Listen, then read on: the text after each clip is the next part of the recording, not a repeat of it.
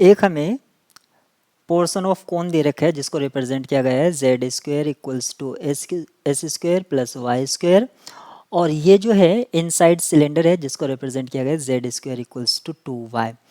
अब हमें ये जो पोर्शन ऑफ कोन है विद इन इस सिलेंडर के उसका सरफेस एरिया निकालना है। तो सरफेस एरिया को हम एस से डिनोट करते हैं, और इसका जो फॉर्मूला होता है double integral square root 1 plus partial z with respect to x, क्योंकि हम z के टर्म्स में लिख रहे हैं, plus partial z with respect to y, यानी कि जो वेरिएबल्स होते हैं उसको। अब यहाँ पर हमें पार्शियल x और पार्शियल y की ज़रूरत होगी, तो हम वो निकाल लेते हैं। तो partial z with respect to x, ये हमें क्या मिलेगा 1/2 upon square root x square plus y square, क्योंकि हमने x के रेस्पेक्ट में यहाँ पर किया है। अब सिमिलरली हमें partial z with respect to y ये चाहिए होगा, तो ये क्या होगा 1/2 upon x square plus y square. Further simplify करने पर हमें partial z with respect to x क्या मिलता है, x upon under root x square plus y square, और ये हमें क्या मिलेगा y upon x square plus y square.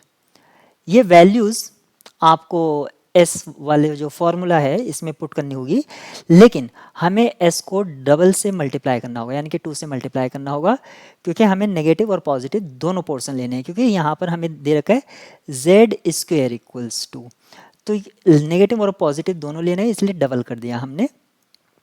तो ये हो जाएगा 2 times double integral square root 1 plus, यहाँ से आ जाएगा हमें x square upon x square plus y square plus y square upon x square plus y square. अगर हम इन दोनों में एलसीएम ले लेते हैं तो हमें यहाँ पर क्या मिलेगा, इससे ये पूरा कैंसिल आउट हो जाएगा, यानी कि 2 times double integral partial dx dy area को रिप्रेजेंट कर रहा है, लेकिन एरिया किसका, तो हम वो एरिया जो हमें यहाँ पर फाइंड आउट करना है उसको देख लेते हैं। अब हमें यहाँ पर मैं नेक्स्ट पोर्शन ले लेता हूँ, z square equals to x square plus y square ये गिवन था, और हमें दे रखा था Z square equals to 2y। इसको यूज़ कर लीजिए आप, तो हमें क्या मिलेगा इन दोनों को यूज़ करने पर, क्योंकि हम निकाल रहे हैं, तो x square plus y square minus 2y equals to 0, ये वाली इक्वेशन हमें मिलेगी। और इसको फर्दर सिंप्लीफाई करने पर हमें क्या मिलेगा, यानी कि कंप्लीटिंग स्क्वायर करने पर इक्वल्स टू 1।